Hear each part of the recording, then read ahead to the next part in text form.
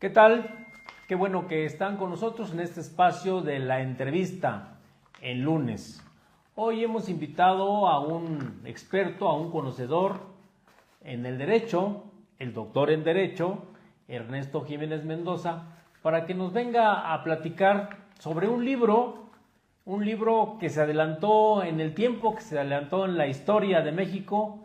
Este libro, escrito por el doctor Jiménez Mendoza, se llama El Poder Judicial en México, una mafia que avergüenza. Justamente por el tema hoy vigente de la reforma judicial, un asunto que ha llevado el interés de la gente metida en la administración pública, de los legisladores, de los comunicadores, y que bueno, nosotros supimos de ese libro de hace 10 años y que hoy adquiere vigencia, porque repetimos, es un tema que hoy está en los comentarios justamente en nuestro México. Doctor, muchas gracias por venir. Muchas gracias a usted por la invitación, señor. ¿Y qué nos platica de ese libro que usted escribió hace 10 años, doctor? Bueno, se adelantó.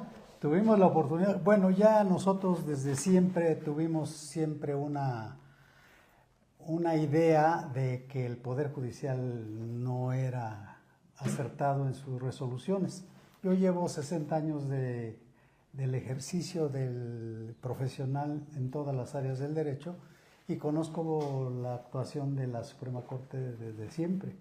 Y entonces yo estuve siempre en contra de sus actuaciones, muy fuera de lugar, arbitrarias, falta de conocimiento, en fin, muchas cosas. Entonces me permití llevar el libro, lo hice el libro, para sembrar conciencia en la gente, lo que siempre nos ha gustado, de que el Poder Judicial estaba mal. Yo decidí, siempre decía que mi canción era que más del 60% de lo que hacía el Poder Judicial era corrupto, era mal hecho. Y me equivoqué porque en el libro metí unas encuestas de la Organización de las Naciones Unidas, donde determinó que del 70 al 80% era corrupto lo que hacía la Suprema Corte y tribunales federales. Entonces me equivoqué, yo me quedé corto. ¿Se quedó corto? Me quedé corto. Entonces realmente lo hice con mucho interés de que cambiaran las cosas. Así como nosotros iniciamos lo de la transformación y metimos a Cuauhtémoc Cárdenas en esa primera participación, tratando de mover las aguas para que cambiara la situación en México, así en materia de justicia. Y entonces entregué ese libro al presidente de la República, López Obrador, para sembrar conciencia en ellos, y a Monreal, a la que fue ministra, Olga Sánchez Cordero, fue mi compañera en la escuela, les llevé el libro para que lo vieran. Entonces, de manera tal que a lo mejor usted sembró... Yo fui el que, efectivamente, el que sembré esa idea de que, sí, porque era una reverencia al Poder Judicial Federal, que nadie podía decirles nada. Y ahora ya las cosas han cambiado. Estoy feliz de que hay movimiento. ¿Qué es lo que yo quería? No precisamente cambiar a determinadas personas y los métodos de cambio, no, cambiar, porque siempre es muy, muy importante los cambios en un gobierno y en una situación.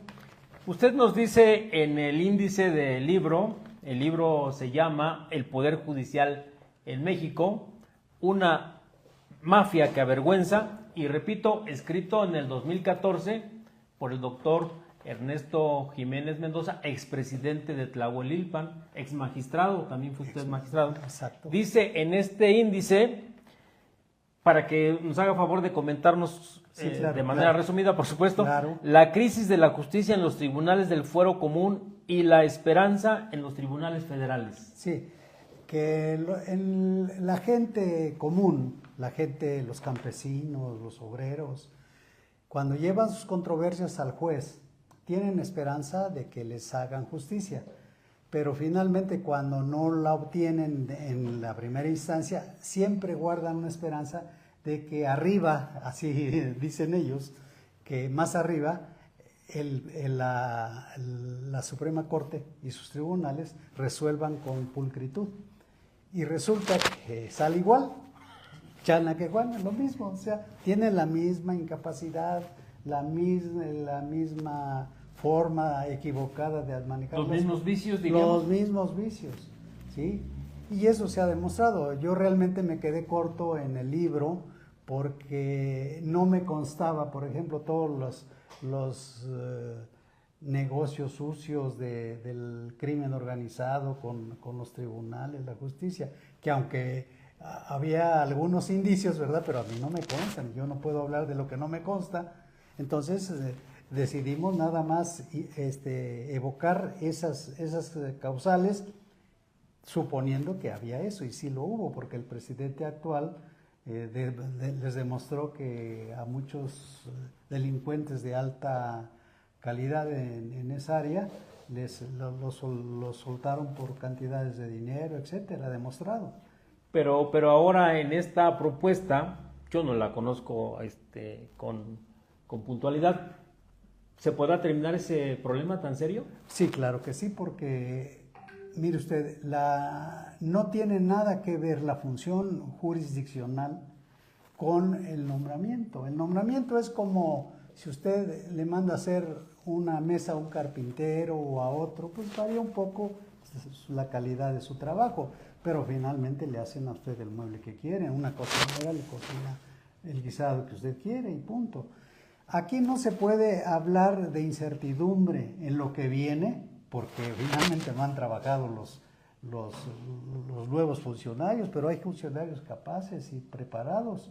Entonces, si a una persona le dan un cargo de acuerdo a sus antecedentes, a su preparación, es correcto que lo saben cumplir.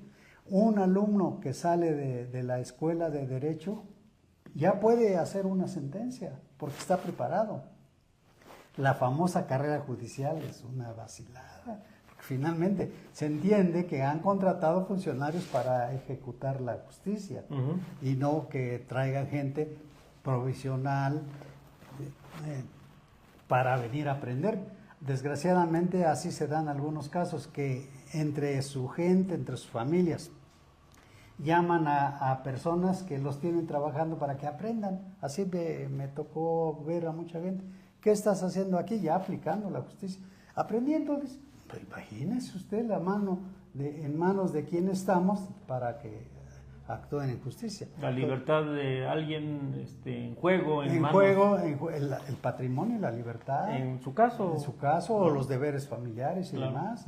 Entonces imagínese lo grave que una persona. Por lo tanto, una persona salida de la escuela está capacitada para hacerlo, porque tiene toda la aprobación de la sociedad. Doctor, dice en el segundo apartado, los actuales nombramientos de los ministros, magistrados y jueces de distrito y su pasado inmediato. Repito, nos estamos refiriendo a un libro que escribió el doctor Jiménez hace 10 años. Hoy, ese rubro, ¿cómo lo interpretamos? Los nombramientos de los magistrados. Mire usted, hay mucha trampa en eso. En principio, ellos ya tienen su conglomerado, su clientela de familiares. Entonces, entre ellos, entre los mismos familiares, se disputan los cargos. Pero le dan la apariencia en la actualidad de legalidad y de que van los mejores, cuando que eso es una falsedad. Cuando convocan a un concurso para un juzgado, les dan los exámenes a los que quieren que lleguen. Entonces son dedazos. Pero doctor, ese problema tan importante, medular en este asunto de la reforma judicial, ¿se podrá terminar con lo que ahora se propone? Claro que sí, porque finalmente nosotros por una mayoría de razón entendemos que es preferible que, en caso dado que haya una mala actuación, que preferible se equivoque el pueblo y no una persona, finalmente. Que el pueblo intervenga en el nombramiento. Un funcionario, un juez en esas condiciones se debe al pueblo, no puede decir de Juan, Pedro, de X, no, se debe al pueblo, sin que ese pueblo sea conocido por el juez, porque va mediante un voto. Pero bueno, nosotros hemos sabido que en las elecciones más recientes, por no ir más hacia atrás, en algunas entidades, jornada electoral estuvo sometida al crimen organizado. Bueno. Sinaloa, Michoacán, se habló y se dieron argumentos. Acuérdense que el ahora exgobernador de Michoacán fue y se plantó ahí enfrente del Palacio Nacional para denunciar, según él, la serie de irregularidades que ocurrieron cuando la elección para gobernador. ¿No estaríamos en ese riesgo ahora en esa posibilidad?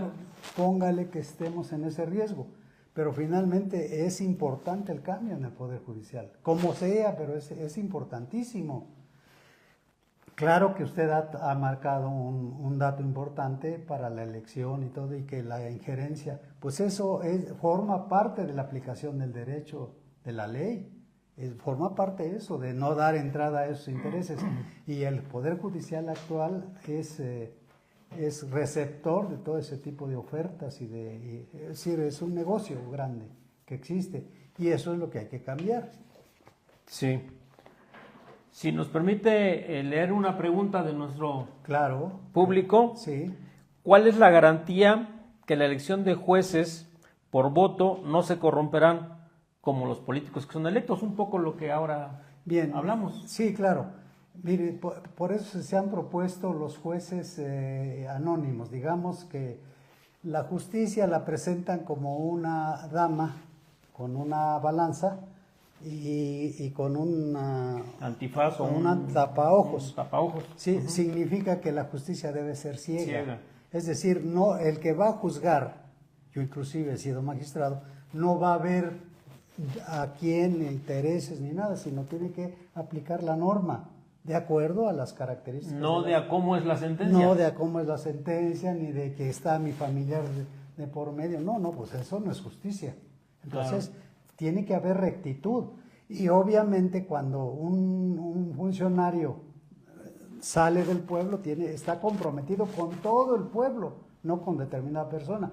Y en la actualidad se comprometían con el que los nombró.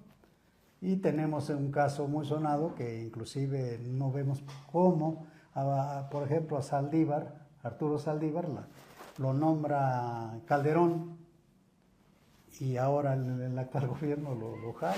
Eso es una incongruencia total. Esos señores son nefastos, ¿no? Totalmente. Oiga, doctor, ¿y cuál es su opinión usted como experto en derecho de que un juez o dos, creo, han amparado de manera tal que se paraliza en la discusión, el debate en la Cámara de Diputados de este tema, de la reforma judicial? ¿Le van a hacer caso a los diputados? No, mire, eso son una vacilada que hace. ¿Pero de los diputados o del juez? Del juez se está metiendo en cosas que no le competen. Mire usted, hay una regla en la ley de amparo que dice que respecto a la suspensión de los actos, en principio allí es una función de un poder público que hay entre ejecutivo, legislativo, y no pueden interferirse entre sus funciones. Y aquí sacan una suspensión, y la regla de la suspensión para todos los casos es sin que se contravenga el orden público y el interés social. Pues aquí se está contraviniendo porque son los que hacen las leyes. Entonces está violando totalmente la ley y la Constitución. O sea que nunca lo hacían y ahora lo hacen. A ver, dentro del índice, el siguiente dice, los tribunales federales con sus sentencias invaden y violan la soberanía de los estados o la división de los otros poderes de la Unión. Así es. El caso de la suspensión es violar la división de poderes. O sea, yo me de mi compañero de gobierno, ¿verdad? De que es tripartita. No pueden interferir el Poder Judicial con el Legislativo ni con el Ejecutivo. Tienen sus funciones. Entonces, lo más que pueden hacer el Poder Judicial es abocarse a sus expedientes y a sus sentencias. No tiene por qué meterse con los demás poderes. Eso es violación de la división de poderes. Y de la violación a la soberanía de los estados es meterse en leyes. Esto es muy importante lo que le voy a decir. Se meten en todos los casos. Su regla que deben observar es que al ver un asunto tienen que, por ejemplo, del estado de Hidalgo, tienen que atender primero a las reglas, a los códigos del estado de Hidalgo. escudriñar bien eso, lo que es aplicable. Y en lo que no es aplicable, aplicar los principios generales del derecho. Pero ya lo que hacen en la actualidad, se olvidan de todas las reglas y hacen lo que se les da la gana. ¿Sabes lo que sus pantalones les dicen? Oiga, doctor, Sí. el día de ayer, seguramente usted supo, una manifestación bastante concurrida Sí. de gente, de muchachos, de eso es los sobresalientes se me viene a la mente, universitarios de las facultades, de las escuelas de Derecho, en contra de esta posible reforma judicial. Entonces, ¿estos muchachos no están caminando bien? No, porque están manipulados. Ellos ni idea tienen de lo que están haciendo. Pero son los abogados de mañana. Sí, pues sí, pero el mañana, usted lo ha dicho.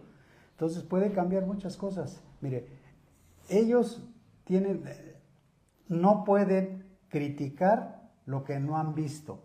O sea, están suponiendo, están adivinando que lo que viene está mal. Y lo que está más de 30 años con los mismos funcionarios corruptos y nefastos que tenemos, ¿en eso no se fijan? Bueno, estamos platicando una entrevista en vivo desde las oficinas de Nueva Imagen en Tula con el doctor en Derecho, el maestro Ernesto Jiménez Mendoza. Nos está comentando sobre su libro una mafia que avergüenza, sobre un tema hoy vigente y que es un libro que él escribió, insistimos, hace justamente 10 años. Dice otro de los capítulos de su libro, doctor, los sueldos desproporcionados que perciben. Así es. Se ha dicho por el presidente de la República que los ministros ganan más de 700,000 pesos al mes, violando todo principio de equidad y lo que decía Benito Juárez, un salario justo a la medianía de la economía de la nación. Aquí se van grandes. Y además del guardado que tienen, de miles de millones de pesos que tienen para no sé qué, pero hay otro aspecto que nunca toca en los gobiernos ni el mismo Poder Judicial. Hay un renglón, una cuenta que tienen el Poder Judicial, inclusive que dice descaradamente que nuestro dinero, hay una cuenta donde meten las fianzas de todo el pueblo de México, miles y miles de dinero. Que en consecuencia no es de ellos. No es de ellos y ya lo manejan, los intereses. Un poco como los afores que... Ándele, así es, así es. Entonces, todo eso, aparte de todo eso, tienen guardado de sus inversiones y de todo. Entonces, imagina usted tanto dinero que manejan. Haya inclusive el nepotismo, una familia que de casi 70 elementos se extiende el Poder Judicial. O sea, ¿qué significa? Y para los que critican la reforma, pues que la misma familia se siente iluminada jurídicamente y que son los únicos que pueden gobernar el país aplicando la justicia. Y eso no es así. Hay el caso de veterinarios que han nombrado en el Poder Judicial por los sueldos que hay. Aunque es veterinario, le nombran en el Poder Judicial para que gane buen sueldo. Entonces, un veterinario allí, pues nada, pero lo hacen y así están las cosas. Entonces, no tenemos o no debemos de preocuparnos los mexicanos cuando esta reforma avance y se tenga que llegar al día de la elección a elegir a los magistrados, sí, a los jueces. ¿Está bien? Sí, está bien, porque va a haber una comisión que un tamiz, para que van seleccionando la gente con mayores méritos y con experiencia y todo, tienen que hacer las cosas mejor, obviamente, porque ya no llevan la ligadura de un interés ya creado o un compromiso económico, no, llevan la idea de servir al pueblo, de aplicar las reglas, no van a quedar con nadie, tienen que quedar bien, sino con todo el conglomerado. Pero yo de ahí volvería otra vez al tema que hace rato le planteaba, del riesgo que se corre de que se infiltre el crimen organizado, pues a la hora de proponer a un hombre o mujer afín a sus intereses. No, porque... Y entonces siga lo mismo o peor. Está sujeto a la participación de la gente, al voto popular, finalmente, ¿sí? No puede ser que si el crimen ponga elementos, ¿no? Pues no. no tiene por qué ser que de acuerdo a los intereses económicos. Además va a haber un organismo que va a vigilar la actuación de los jueces. Y lo que ahora es el Consejo de la Judicatura, es indebido que ellos mismos tengan un organismo dentro de ellos, son ellos mismos. Entonces, que son ellos mismos los que tienen que juzgar sus actos, ¿no? Es de risa, pero finalmente así lo tienen. Que el presidente de la Judicatura es el presidente de la Suprema Corte. Entonces, bueno, es un poco bajado a los niveles. Si usted fue alcalde, yo me acuerdo que el Contralor Municipal lo propone y lo nombra el presidente municipal. Entonces, ¿cómo va a sancionar al alcalde si él lo propuso? Entonces, el Consejo de la Judicatura, un ejercicio similar. Pues sí, exactamente. Ellos mismos se califican. Además, yo he tenido juicios en contra de los jueces y ellos los han exonerado. O sea, le estoy hablando con experiencia.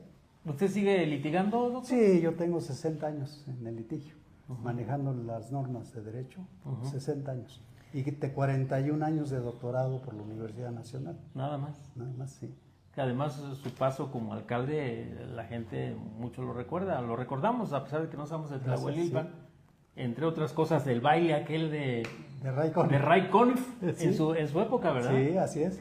En la serie de capítulos que yo subrayé aquí de su libro, dice propuesta de soluciones que se deben adoptar ante la crisis que se vive en materia de justicia federal. Bueno, yo propongo allí que los jueces deben de hacer un examen de conocimientos. ¿En este caso también? Sí, en este caso también. O sea, sí, hay elementos con las mismas cualidades entre sí, pues hacer un examen para ver cuál es su forma de trabajar y de pensar. Bueno, sí, ahí se haría un tamiz, ¿no? Es decir, no cualquiera puede llegar a ganar una elección. Así es. Tendría que haber una selección previa. Previa, correcto. Estos son los que pueden llegar a la elección. Va a estar muy interesante porque la gente se va a fijar en eso. ¿Quién es mejor? ¿Quién tiene más experiencia? Trayectoria, claro que sí. Y habrá oportunidad para todos. Eso es lo mejor, que va a haber oportunidad para todo, para el conglomerado de la gente.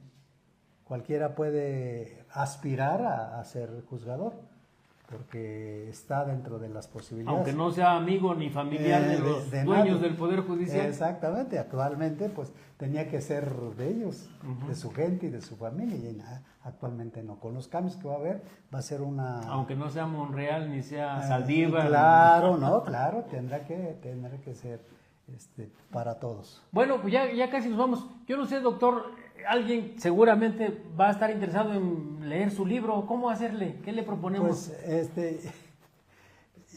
a ver, licenciado. Aquí traigo a mi hijo. El doctor viene también con su hijo, que también es un abogado, también es doctor. ¿Nos puede orientar sobre ese asunto, doctor? Sí, muchas gracias. Pues nada más. Un saludo. Ernesto Jiménez Hernández. Gracias. Pues un saludo a todos los que están viendo esta entrevista. Y bueno, pues ponemos a su disposición el libro, está en formato digital y estamos a sus órdenes en el teléfono 771-219-69. A ver, otra vez, por favor. 771-219-69. Ahí estamos para servirles y hacerles llegar el material con todo gusto. Y bueno, pues muchas gracias a todos. Gracias. La portada del libro es esta que ustedes ven que aquí prepararon nuestros compañeros. El Poder Judicial Federal en México, una mafia que avergüenza. Y entonces, bueno, pues ya hemos tenido esta oportunidad. Yo espero que en los próximos meses, si esto camina, pues ya pudiéramos invitarle nuevamente. Claro que sí, señor. Para que nos platique cómo siente que va caminando claro que sí. este proceso. Nos encanta porque es nuestro medio de vida. Sí. Muchas gracias. Dios les bendiga a todos. Hasta luego. Hasta luego.